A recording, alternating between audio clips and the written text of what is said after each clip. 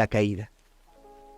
No es posible levantarse sino hasta tener conciencia de haber caído.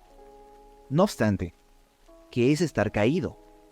Como lo mencionaré más adelante, el crecimiento espiritual no es un proceso lineal, controlable y progresivo. Existen estados de transición, puntos de inflexión, momentos inciertos en los que existe una máxima tensión entre opuestos que a la vez se hallan cargados de fecundidad o tristeza.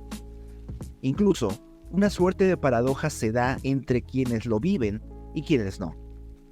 Lo decía Kierkegaard, quien dice creer, muchas veces no es capaz de entender a quien dice dudar, a pesar de que, en muchas ocasiones, quien duda es en realidad quien cree, y quien dice creer es en realidad quien duda. A pesar de que ese lapsus en el que me sumergí me dejó un sinfín de enseñanzas y fecundidad espiritual, con todo diré, para no confundir a mis lectores, que por caída tengo el haber abandonado la fe que hube profesado. Esto es, la idea de que Jesús haya sido Dios, que haya muerto por mis pecados y resucitado, lo cual es central dentro de la tradición cristiana y se conforma a lo que se conoce como ortodoxia. Parece sorprender que aquello haya hecho tanta mella en mi persona, sobre todo entendiendo que ha habido en la historia cristiana teólogos tan reconocidos que no creían ni en nacimientos virginales, ni en milagros, ni en resurrecciones. Por ello, aunque muchos puedan tenerlo como exagerado, quienes crecimos en torno al saber reaccionario del fundamentalismo y formamos nuestra personalidad en torno a ello, el daño que puede ocasionar el abandono de ciertas creencias no es pequeño. Sucedió así. Para quien tenga una mediana idea de cómo funciona una planta nuclear, entenderá que el proceso es exitoso siempre y cuando haya una contención del núcleo, por lo que sencillamente ha de existir una serie de materiales aislantes en bloque que impidan que la radiactividad se disperse y haga daño al exterior. Cuando esto fracasa, como fue el caso de la central nuclear de Chernobyl, los resultados pueden ser funestos. Por ello, hay una serie de medidas de seguridad que son calculadas milimétricamente para detener un imprevisto de esta índole y operar incluso si hay una disminución de la energía o un fallo de algún otro tipo. Y con todo, suele suceder que lamentablemente fracasen en cadena y terminen colapsando. No es común y cada vez hay formas más certeras para prevenir un incidente de este tipo.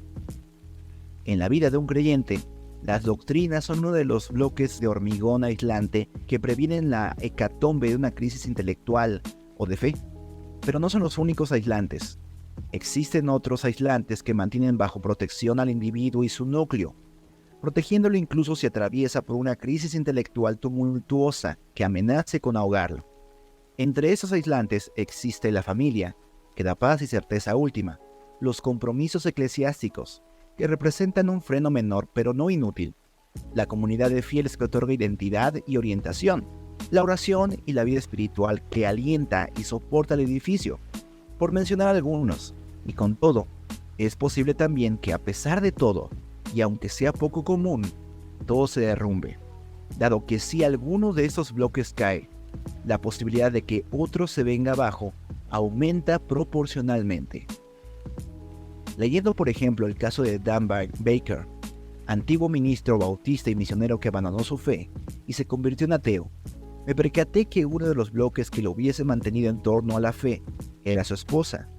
Lamentablemente, lo abandonó tan pronto se dio cuenta que él había decidido dejar el cristianismo. Esta decisión, precipitada si se me permite, dinamitó los bloques menores, lo cual hizo que todo el edificio sucumbiera. Ahora mismo, hay muchas personas que pasan por crisis dentro de la religión, unos crisis de fe, otros crisis intelectuales, otros domésticas, otros más espirituales, etc. Pero siguen formando parte de comunidades cristianas, luchando, motivándose a seguir, porque hay bloques de contención que a pesar de sus golpeteos, siguen soportando el edificio. ¿Por qué pues yo me alejé y dejé todo siendo una pieza importante dentro del mundo evangélico institucional? Hoy, con poco más de lucidez y madurez, habiendo repensado el asunto, me di cuenta, y quizás esto ayude a otros a entender, que los pastores también necesitan descanso, necesitan parar, necesitan ayuda psicológica, terapia, motivación y cuidado. Pero lo más evidente para mí es que el estereotipo que se ha elucumbrado en torno al ministerio pastoral es sumamente dañino, irreal, poco positivo y destructivo. Mi último pastorado se dio en medio de una severa crisis intelectual, primer capítulo, que aunado a la crisis de la formación de la iglesia y el haber tenido que soportar el duro golpeteo de ministros enfermos de poder y carnales, hizo que todo explotara. En mi caso, mi esposa y mi familia fueron el bloque mayor que contuvo por mucho tiempo todo el edificio en funciones, pero al ser el último bloque, se fue naturalmente erosionando. Antes de que todo terminara mal, formulé un plan de cómo abandonar el barco antes del hundimiento. Así que lo primero que pensé fue, debo abandonar la iglesia, y lo hice.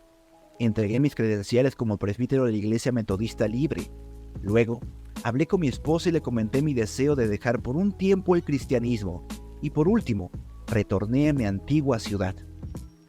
Habiendo hecho esto, me enfrenté a la última carta que quedaba por solucionar, el tema de la resurrección de Jesús, puesto que si concluía que Jesús no hubo resucitado, ya nada quedaba para mí.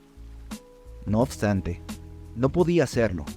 Siempre terminaba luchando en mi mente de forma violenta, por lo que simplemente ignoré el tema y empecé a vivir como si estuviera resuelto,